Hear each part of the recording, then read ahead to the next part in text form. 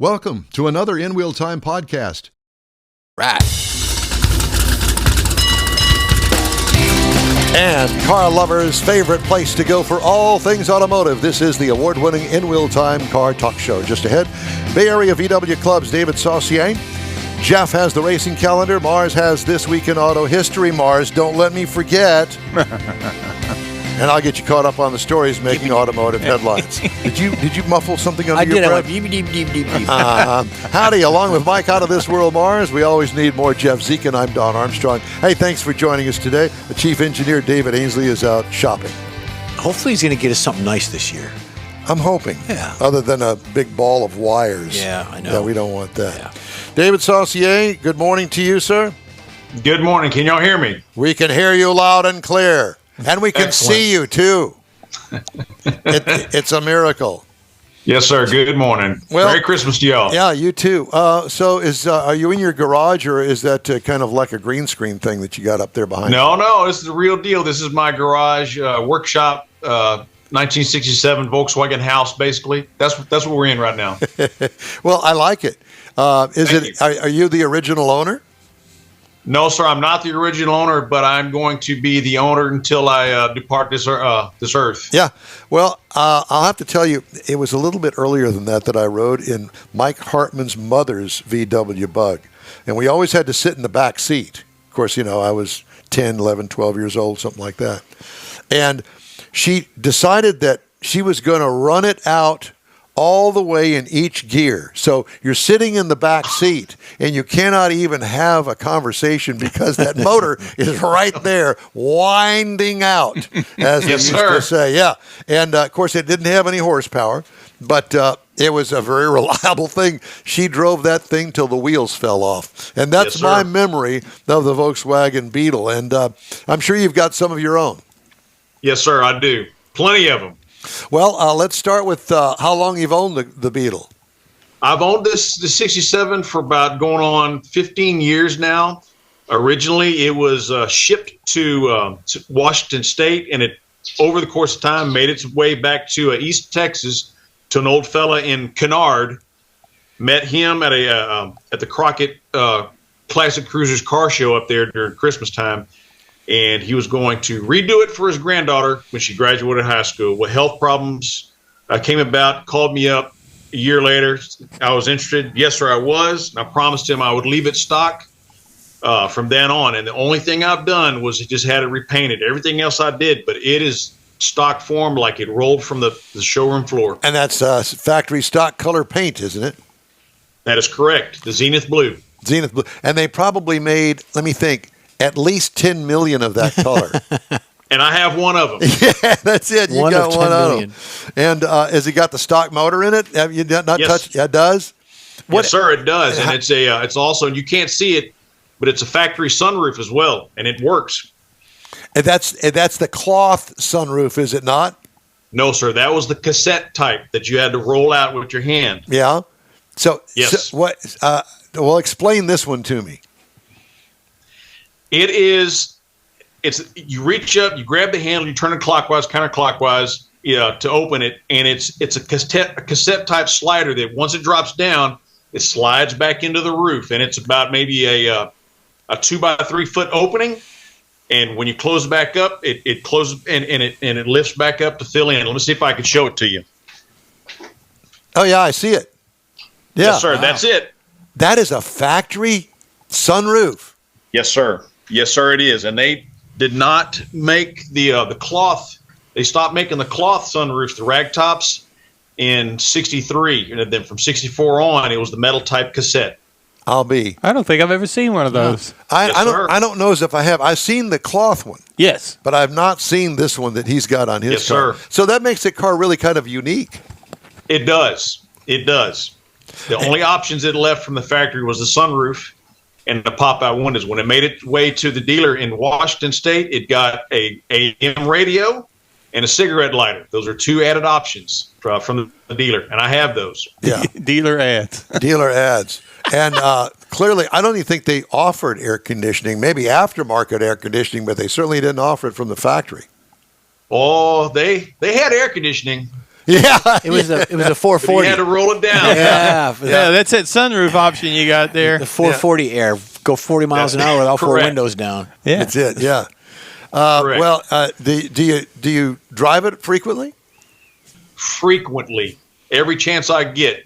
Last spring break, a group of us left Texarkana and drove State Highway 67 all the way to Presidio, Texas. Oh, Lord. And that was a whole week, and that was about 2,000 miles round trip. Didn't miss a beat. I'm sure. Any ambitions of taking it apart and putting it in your living room? No, sir. No. No. Don't want to do that. Like an old stunt they Yeah, used I'm to do? thinking, well, at least put a big screen in the garage. That way you Yeah. could play like you're at the drive-in, you Yeah. know, with the big 70 All I can think of is the Andy Griffith episode where they decided that they were going to rebuild the car in the sheriff's office. Yeah. No. That's a whole other story. So that was the for another point I was day. trying to make. No, we're not doing that. So you're a member of the Bay Area VW Club, and I imagine Yes, down sir. there around Galveston Bay. Yes, sir. Yeah, and how many members of the club? It vacillates between 20 and 30 members, depending on the time of the month when we have our meetings. A lot of people are busy during the July time frame, 4th of July, and also during the Thanksgiving holidays, Christmas holidays. But we have about that many people that participate. Yes. But seeing on your social media that you're a pretty active club. I mean, y'all do a lot of stuff. We do. And aside from a show that we hold every year in May, we do a little toy drive for families, and we give back to them. And that goes between 3 to 5 families. And we give them a list. What do y'all want? And they write it down, within reason for appropriate age groups. And then we'll meet them at a neutral area. And this year it was the City of South Houston's gazebo. They come up on their time. We were waiting for them. And we just give them the bags of toys and clothes. And this year we had a Santa with us waiting for him. It was a good time. It was a good time. Nice. Yeah. So let's get back to the members in the club. And what is the oldest VW that you've got in the club? Oh, that would be Donnie Smith. He has a 53 Zwitter, which is a what? A Zwitter. It's a bug, but it's a model style, and it's a special model. It's kind of a clone between 2 years into one, but he is the member that has the oldest Volkswagen. What year is it? 1953. A 53. 53's Witter. So that's got the small rear window in it? It has the split rear window in the back. Split. Wow. Makes it a Witter. Yeah. I got you. Interesting. Yes. Now, does it have the same engine that yours does? No, it has a much smaller engine. It would have come from the factory. If I believe it would have been a 1200, a 1.2 liter. And what size is yours? This one is a 1500 cc, a 1.5. That's what it came from the factory. And did they run the 1500 all the way to the very end? No, sir. The 1500 was a 1 year only body style or engine style.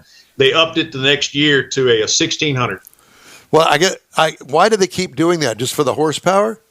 Performance. They were getting complaints from the customers, not enough power, couldn't get out of its own way. So very next year to a 68 and up, they increased the displacement. It was still a single port engine, but they just increased the displacement. Now, if memory serves me correctly, which it probably won't, that there's some sort of a weird way that I remember back in the day, yours probably has this. I don't know whether you push down on the shifter to get it into reverse. Is that what it is? I remember. Still is. It still is. Really? Push down and back. Down and back for the reverse. I knew there was something weird about it because, I learned on my dad's 3 on the tree. So. Oh, yes. Yeah. Yeah. Okay. Well, very interesting. And I think you can wind that out probably at least 1,000 RPM, and it sounds like it's doing about 9 million RPM. Yes, that is very true. But that it's happy at high RPMs, and you wouldn't believe it the way it sounds, but they do better at 3,500 RPMs and up. They perform better. Well, and they were meant for that. Yeah, and this is an air-cooled engine, which that is correct. Yeah, which is completely different than most people today understand outside of even motorcycles today, or they've got a radiator on them. They're water cooled, but back in the day, I had a 1965 Corvair, and Chevrolet tried to compete with the Volkswagen Beetle on the whole air-cooled engine thing. The biggest difference is that it was air-cooled 6-cylinder, and it was a flat 6 in the Chevy. And you got a flat 4 in yours, do you not? That is correct. Yeah. So horizontally opposed engine, not known for tons of horsepower back in the day, but hey, it was what it was. They would run forever. Yeah, and yours has a single hole carburetor on it, if I'm not mistaken. That is correct. Yeah, that's absolutely right. Yeah, and so I mean, talk about starving an engine for air. There you go. Yes, sir. Put a one single opening for the. Yeah, I got. It's like running the Boston Marathon, breathing through a straw. Pretty much, yeah. And you haven't changed any of that. No, sir. No. And the other thing too that comes to mind when it comes to that model Volkswagen Beetle is the exhaust. So distinct. There is no other sound like it on the. I don't know what they did with that muffler setup. It's got two little tailpipes on it. Gizmos, but it looks. Yeah, we call them pea shooters. Pea shooters, that's perfect. Yeah, and it's just a very unique sound to it. And I guess it's the mufflers that make that. So, what do you think about the new van coming out for VW? I have mixed feelings about it. I'm not a fan of the electric. They really haven't, I guess, paid. It's hard to describe, but I don't think they've really went back to their roots as far as the model design.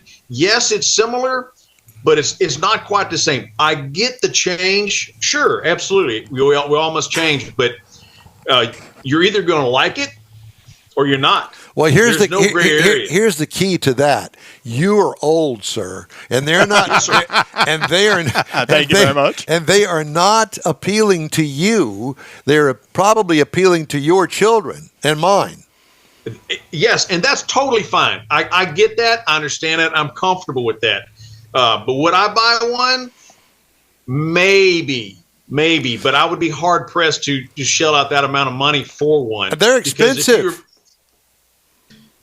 Compared to the old buses, in relative sense, it's I guess maybe it's the same, but the dollars now are different from the dollars back then. Yeah, correct. And when Dad says maybe, it ain't happening. Maybe it's just me being cheap. Well, no, I mean that was the one thing that stood out to me. I kind of like the shape. I like the way that they've done it. I haven't seen one in person, but I've seen plenty of pictures when they made the debut. And I liked it at first, but then they came out with the price. I'm going, oh, no. Because now you're trying to appeal to a market that already has a stigma to it, the minivan, because that's basically what it is. Correct. It's not the same size as the Volkswagen bus that we grew up with. That's right. And especially the 13-window job. I mean, that was just an oddball van to me back when it came out. I thought, my God, how many more windows could they possibly stick into this That's part thing? of what made it unique. Correct. And that's what drew people to it. And today, that's a collector's item. And you say 13 windows, they went as high as 23. Oh, Lord have mercy. Well, they did put an extension on the back of it? No, they put them up on the crease, the roof, the curvature of the roof. They put them around there. Oh, yeah. Kind of like the Vista Cruiser. Yes, the Oldsmobile Vista Cruiser. Yep. Yes. Yep. There you go, yes. 23. Amazing. So does anybody in the club have one of those?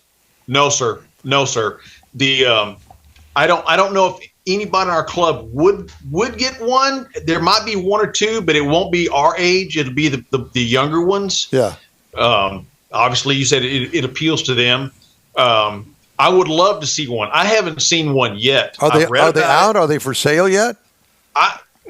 I think they are. I haven't seen anybody. Ask me in about 30, 45 minutes. Yeah. Here's what I see. With all the car clubs and all the new innovations with electrical cars, the Nissan that you just did, the bus we're talking about, it's going to come to the point where when you go to a car meet, you're going to have charging stations. Well, yeah. Yep, they're going to have that. I hadn't thought of that. Yeah, you're going to have them so folks can go go What back a to where great money-making idea for me. A portable trailer with generators on it. No, You can gasoline, pull up there. yes. Yeah. just like the old when you go to the drive-in, how they have the stanchions. Yeah. Going to have the park. Like you go to Granbury, for instance, they have little. I'm stations. thinking it more along the lines of those really nice men and women's portable restrooms that you kind of step up, get all in there, and they got places to wash Air your hands, air conditioning, yeah, lighting, all that. That's what I'm thinking. Okay. Alrighty. Thought I had to go there. But that's just you're going to have them eventually with all these car clubs. Well, not me. Okay, so does the Bay Area VW Club have a way to get a hold of you guys? Yes, we're on Facebook. You can find us on Facebook, Bay Area Volkswagen Club. We're on there. We have a pretty active base, and we try to communicate a lot with the Facebook members and what we're doing and when our meetings are. Our meetings are every first Thursday of every month at the little Mexican restaurant here in LaPorte. I hope and pray that you don't have to read the damned minutes of the last meeting at your weekly brouhaha. We do, but it's very condensed, a Reader's Digest version. Yeah. But we also have to read out the financial report. That's very important to everybody. We all need to know where the money's going, and we do that every month. I could see that. Yeah. So somebody that set up the rules of the club was in government in high school. We do have to keep the reins on like I said, where the money goes, and we do a pretty good job. But again, we're a pretty loose knit group of individuals, but we know our boundaries. Is there We do know drinking our involved?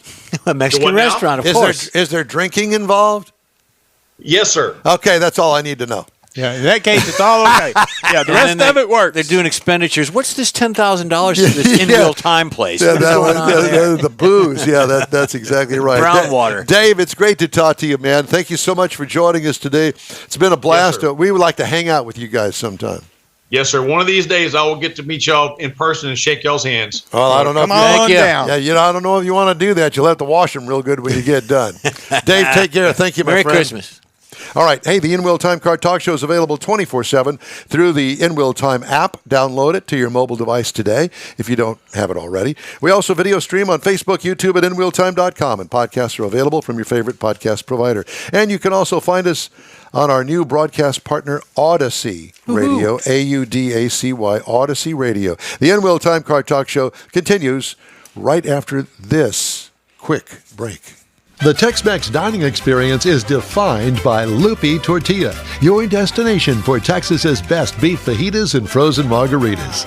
Since 1983, Lupi Tortilla has served authentic and time-tested recipes made with the freshest ingredients. Atmosphere is part of the award-winning experience at Lupi Tortilla, all developed in a little house near Highway 6 and I-10 in West Houston.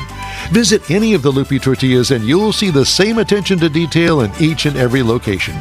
Start your Lupi experience with queso flammeado and guacamole, along with a classic frozen margarita.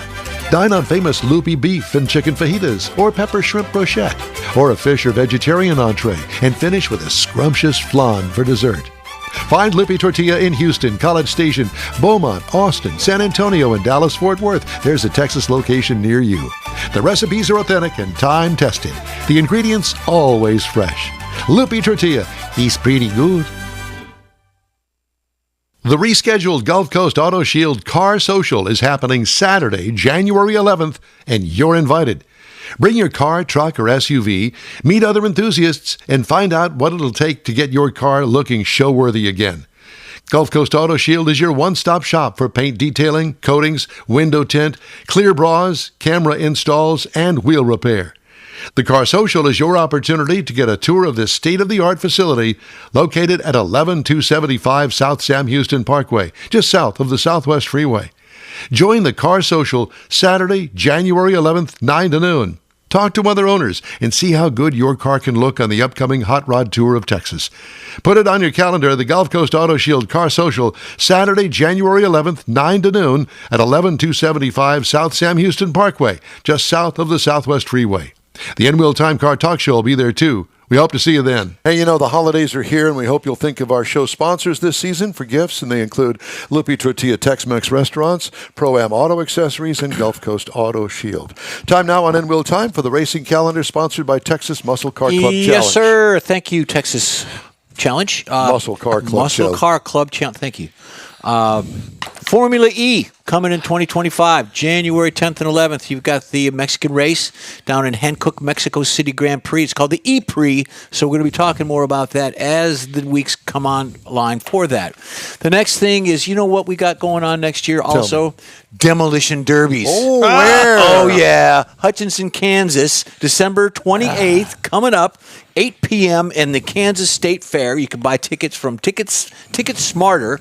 For the live event on the 28th. It starts at 8 p.m. in Kansas. Then you got the Corinth, Mississippi Demolition Derby coming in February. So a lot of stuff. We're going to be You talking ever been about. on a demolition derby? I want to go. I've never been in one. Not in I one. have. I've seen them. I haven't Never been in In one. the Houston Astrodome, I was. But yeah. you gotta. I'm going to get more information on that. But they're coming up. It's going to be fun, and good. We'll see you there. All right, good. Thank you, sir. This week in auto history, and Mars, I apologize. I completely messed it up last week, and I know you do a lot of work. We were rolling last week, Well, so it we wasn't were. too big a deal. Yeah, and we're not rolling this week. Well, We we're got not the roll later We're not out. rolling quite as fast. That's it. Okay, well, it's your turn. All right. All right, the Plymouth Superbird was created with one job in mind, and that was to dominate NASCAR along with its older sibling, the 1969 Dodge Charger Daytona. In 1969, Dodge only had to build 500 Daytonas to be eligible for the 69 NASCAR season. But as sanctioning bodies do, they changed the rules for 1970 because of the increasing number of purpose-built race cars. This meant that Plymouth needed to build at least 1,920 Superbirds. It was based on how many dealers there were, so there had to be, the rule was one car for every two dealerships. Didn't matter how many it was and how it worked out.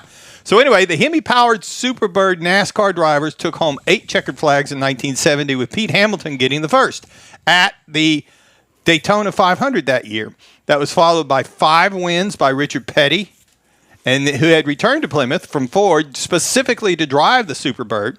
And then the production run for the car was short, with the first one leaving the line on October 17th, 1969, and the last on December the 15th, 1969. So they didn't make them very long. They made a lot of them, and they're out there. Then, coming into the Dodge Nitro was a compact SUV manufactured and marketed by Dodge for 2007 to 2012. Single generation. They never changed it. It was a close variant of the second generation Jeep Liberty. They both used a lot of the same body parts. Now, the Nitro debuted with the class-leading 5,000-pound towing capacity, had a lot of features really for its time, electronic roll mitigation, traction control, airbags, a lot of things that was really good, that really put it out there, and they sold a lot of them initially. But due to declining sales, Chrysler built the 2012 Dodge Nitros for fleet market only. The final Nitro came off the assembly line December the 16th, 2011. They built 195,000 of these vehicles, and there's still some out there on the road. God, Now, this next one here, this is a personal favorite. you pull up next to it and you laugh when you're at the stoplight. Yeah. You're going, are you kidding? You trying to figure out what it is? No, I know what it is, and I don't want to see it ever again. December the 17th, 1911, a day that will live in infamy. Infamy. Yeah. In a maintenance experiment for road and highway maintenance that seems to me to set the standard for all future road projects all the way up to now. They took 8 miles of earth roads in Virginia's Arlington and Jefferson Road districts. They hired a patrolman to furnish a horse, a cart, some small tools, and he would drag a drag built for the road of planks, and he was required to drag the road every time it was suitable condition for dragging, usually after it rained. Now, this went on forever and ever, and the patrolman was paid $60 a month, and he got an extra $1 a day whenever he had to have 2 horses to drag the road. Nice. And so constantly, that's why you wonder why your highway department is still working on projects. There you go. Now, wouldn't it be dragging your ass, though? No, it was horses. That was the horses. mule. Yeah. That was the mule division. Oh, okay. The mule All right. division. The first armed robbery using a getaway car Looks like HEB. Oh, took my place God. Yeah. in Right down the Paris. street. took place in Paris as 4 robbers of the Bonnet gang used a stolen limousine to escape after robbing a courier who was bringing cash into a bank instead of HEB. Could have been HEB. 2 men stepped out from the vehicle. They confronted the courier and his bodyguard with pistols. When they shot him when he resisted, then they stole the case with the money and they hopped back in the car and they raced away in the getaway car. Right. Now, the story continues with after several more daylight robberies, Bonnet and he became one of France's most wanted criminals. On April the 28th, 1812, he was tracked down to a house. 500 armed policemen, soldiers, firemen, military engineers, and private gun owners surrounded the building. Gunshots were exchanged. Eventually, the Paris police chief ordered the front of the house to be dynamited. Bonnet was found lying barely conscious under a mattress in the rubble. Police then shot him repeatedly before the police chief shot him in the head. He was then arrested and taken to the police station where he died. And that's this week in auto history. Dang. Talk about ending with a bang. Yeah, That's there's a lot pretty of much violence today. Wow, lots of violence. I'm wearing I liked it. I'm wearing my Marlboro shirt today. All Just right. wanted to let you know that. Violence. I don't have the pack of them rolled up in my sleeve, but I got the shirt on. Well, here, you want to phone I the roll have up? got some great news for all of us car guys.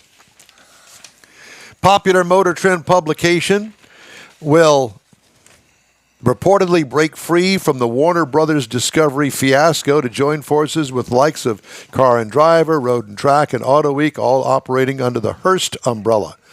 Around 10 months after Warner canceled the Motor Trend Plus streaming service, and not even a month after we heard that the Roadkill show was officially canceled due to the morons at Motor Trend Production Studio, media conglomerate Hearst Magazines announced the acquisition of the Motor Trend Group, originally founded by Robert E. Peterson back in 1949. The announcement was made by Alex Wellen, CEO and president of Motor Trend Group, whose autofocus brands include Motor Trend, Hot Rod, Roadkill, Automobile, among others. So bring it back now today.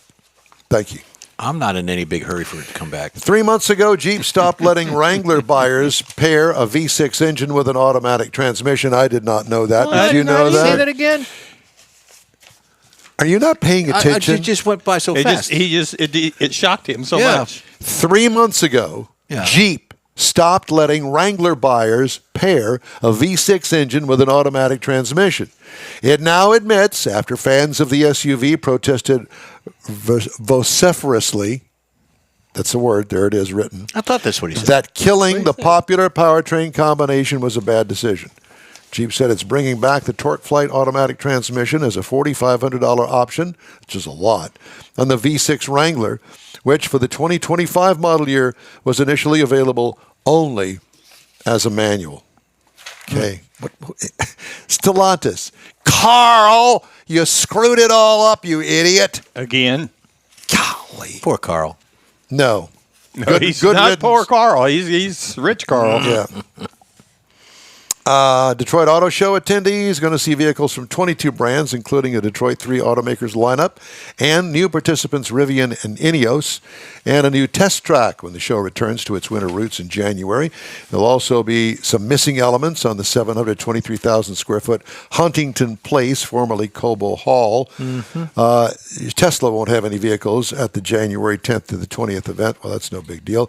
And there'll be less participation among major automotive suppliers. So there's that. All right, that's the news headlines. Hey, we'd love to hear from you. Shoot us an email. The address is info@InWheelTime.com. We got more of the show coming up right after this. The holidays are upon us, and Pro-Am Auto Accessories is your local one-stop for the auto enthusiast on your gift list. Pro-Am Auto has been serving Houston since 1984, providing world-class products for sports cars, European sedans, and American muscle. Pro-Am was one of the very first distributors in the U.S. for brands such as Recaro, Redline, Momo, Corbo, and Simpson. Located in the heart of Houston's premier shopping corridor, the Galleria area, Pro-Am's walk-in storefront includes an 8,000 square foot warehouse and showroom with installation and service bays.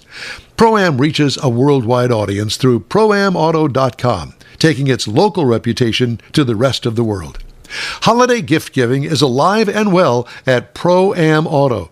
If you don't see what you're looking for on the website, call and Pro-Am will lend you a hand. Pro-Am Auto, 6125 Richmond at Green Ridge in Houston's Galleria area. Call them at 713-781-7755. From the open roads to the open waters, your adventure starts at the Houston Automotive Show at NRG Center. One ticket, two shows. Check out top cars, trucks, sport boats, fishing boats, and more. New designs, new technology, and everything in between. Spectacular experiences, amazing fun. There's something for everyone. Get your friends, get your family, and get your tickets now. The Houston Automotive Show, making waves and fueling adventures. And a reminder that the show is January 29th through February 2nd. Wednesday through Friday hours, 11 to 8, Saturday 10 to 8, and Sunday 10 to 6. That's the Houston Automotive Show. That's it for this podcast episode of the InWheelTime Car Show. I'm Don Armstrong, inviting you to join us for our live show every Saturday morning on Facebook, YouTube, Twitch, and our InWheelTime.com website. Podcasts are available on Apple Podcasts, Spotify, Stitcher, iHeart Podcast, Podcast Addict, TuneIn, Pandora, and Amazon Music. Keep listening, and we'll see you soon.